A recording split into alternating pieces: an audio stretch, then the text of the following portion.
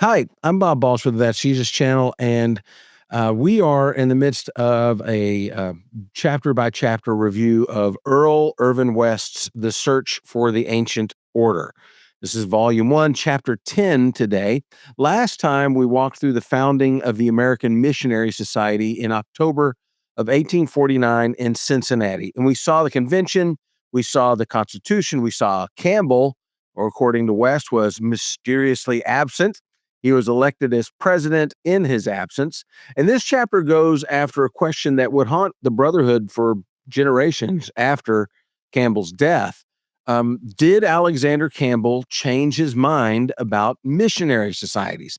That's the question. It matters because both sides of that great division would, years to come, claim Campbell as their guy. So, West opens the chapter with an honest warning. Alexander Campbell was a great man, but he was a man, not an authority. The only authority is the New Testament, and West makes that clear. So West says the danger in restoration history is that some people seem more interested in restoring the restoration than in restoring the New Testament church.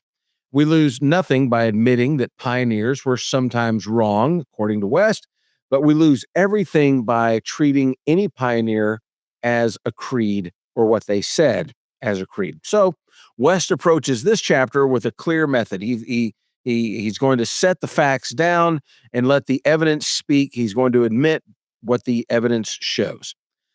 The question itself is sharp, though. In the 1820s, Alexander Campbell wrote articles in the Christian Baptist that read like fierce attacks on missionary societies. But by 1849, he was elected the president of one. So what happened? Did Campbell change his views, or had his earlier writings been misread all along? Both sides of the question have champions. The leading champion of the view that Campbell had changed was David Lipscomb. He was the longtime editor of the Gospel Advocate after 1866, and Lipscomb built his case on two main pieces of evidence. The first came from Charles Seeger of Cincinnati, who was hired to write a biography of Alexander Campbell. Now, Seeger went to Bethany College and was interviewed by Campbell's wife. He learned that in 1847, Campbell had taken a tour to Europe, and while he was abroad, he received the heartbreaking news that his son, Wycliffe, had drowned in his father's mill. Seeger then wrote one sentence that Lipscomb would quote for the rest of his life. It is said by those who were near him, Seeger wrote, that Alexander Campbell was never equal to himself after this stroke. The second piece came from Tolbert Fanning. Now, Fanning was distressed at the direction of Campbell was taking on the society. He didn't like that at all. He made a personal visit to Campbell at Bethany to talk about it. And when he came home, he reported what he had found. Fanning told Lipscomb that Campbell's mind was so shaken that he could barely keep it on one subject. He could speak in general terms about things that he had studied in the past, but all the power of close and connected reasoning, Fanning said, those were gone. Campbell had to be constantly prompted to keep up in an ordinary conversation. So Lipscomb concluded that those two pieces of testimony, that Campbell in his older years was no longer the mental giant that he had been, his younger friends, according to West, had influenced him in favor of organizations that he would once opposed. He had built again, Lipscomb said, the very thing that once he had wanted destroyed. So, on the other side of the coin is a man named W.K. Pendleton. This is Campbell's son-in-law and his successor at Bethany College. Pendleton was called on to defend this missionary society and Campbell's position twice. Once in 1866, after Ben Franklin turned the American Christian Review against that missionary society, and then once again in 1874 when the society had reached another low point. Pendleton's argument was simple. There is a class of brethren, he said, who treat the Christian Baptist almost like it was scripture. They imagine it has spoken oracles on subjects that it actually said very little about. The truth, Pendleton said, is that in the early Christian Baptist, Campbell was fighting sectarianism on every side. He attacked the missionary plans of the sects because he saw them as part of the broader system of human church machinery. But his arrows, Pendleton said, were aimed at the scheme of the sectarian missionary society, not at the missions themselves, not at the principle of cooperation. Well, Charles L. Lewes, longtime president of the College of the Bible, he made the same case. Lewes said that Campbell had been calling for united cooperation for years before 1849. The convention and the society were the working out of what Campbell had been pushing all along. Well, Lipscomb, he's unmoved. He said he had read Pendleton's speech when it was first delivered, and the more he investigated, the more he came to the opposite conclusion. Lipscomb wrote that he esteemed Pendleton as a scholarly and conscientious man, but on this particular subject, he was a prejudiced juror. West weighs both sides, and he lays out 4 conclusions of his own: honest, even-handed, not flattering to either party conclusions. First, Alexander Campbell was active in the society and defended its existence until his death. This is just a matter of historical record, whether you like it or not. From the founding of the society in October of 1849 to his death 17 years later, Alexander Campbell believed in that society. Second, Alexander Campbell never himself believed that he had changed. He didn't think that he did. When the question was put to him directly by Jacob Creath Jr. in 1850, Alexander Campbell answered that there was no contradiction. The Christian Baptists had opposed conventions that abused their purpose. That's the thing. The Millennial Harbinger supported conventions that did their work properly. In Alexander Campbell's mind, his position had always been the same. Third, Alexander Campbell favored the principle of organization before 1847. He had defended cooperation meetings in 1831. He had attended state and district meetings. He had pushed for general organization for years before the society was founded. The 1847 illness and death of his son cannot explain a position that Campbell held when he was much younger.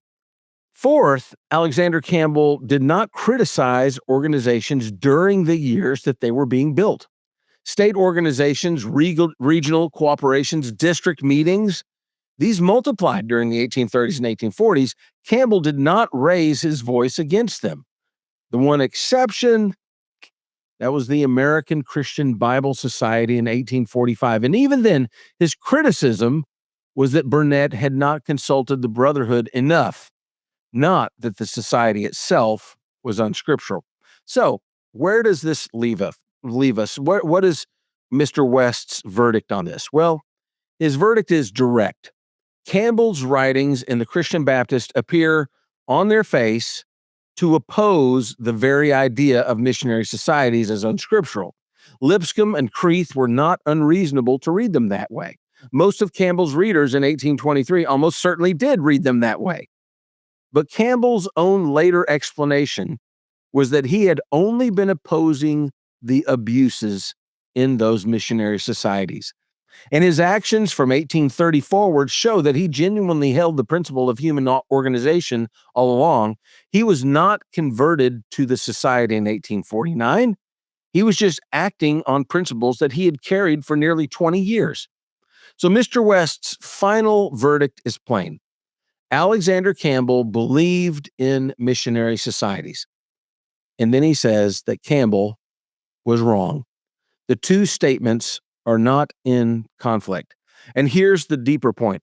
The pioneers of the Restoration movement are not our authority, according to Mr. West. They were great men. They were also fallible men. And we honor them best by telling the truth about them. Where they were right, we say so. Where they were wrong, we say so. The New Testament is the only standard, according to Mr. West. Well, this chapter sets the stage for everything that comes after in this series of books. For the next 40 years, both sides in the Great Division will reach back and they're going to grab Alexander Campbell, The progressives will say Campbell built the societies, and they are the natural development of the movement. The conservatives are going to say something different. They're going to say that Campbell wrote the Christian Baptist, and the societies are exactly what he warned against. Both sides are going to be partially right, according to Mr. West. Campbell did build the societies in the 1840s. Campbell did write the Christian Baptist in the 1820s. The question is whether those two things are consistent with each other. Campbell himself believed that they were consistent. The conservatives believed that they were not. And here is the part that's hard to face. Campbell had been arguing for human organizations as far back as 1831, long before any illness, long before any drowning of his son. And the principle was already there. The lesson that the conservatives drew from this is the lesson that the churches of Christ have carried ever since. It is dangerous to depend on any man, however great, as the anchor. Even the best men can be wrong. Even Alexander Campbell can be wrong. The Bible alone is the standard. When a beloved leader's practice differs from the apostolic pattern, the practice has to give way, not the pattern. And that is the principle that would carry the churches of Christ through the storms ahead. The first storm we're about to see was the rising opposition to the very society that Alexander Campbell had been elected to lead. All right. Well, there's that. This episode is done. We're going to go on to the next episode, but in case you haven't done so yet, I would really like your comments on this episode. Tell me what you think. Was Alexander Campbell consistent, or did he change his views? It's an interesting topic because you've got very scholarly men on both sides disagreeing. You got two sides of the Restoration movement disagreeing. And I'd like to know your opinion. While you're at it, writing that comment, go on ahead and like this episode, share it. Go on ahead and if you don't mind subscribing, I would appreciate that as well. And we're going to end every episode the same way with this question: are you trusting something to save you, or are you trusting the Savior? I'm Bob Baulch with the That's Jesus channel. Have a great day and be blessed.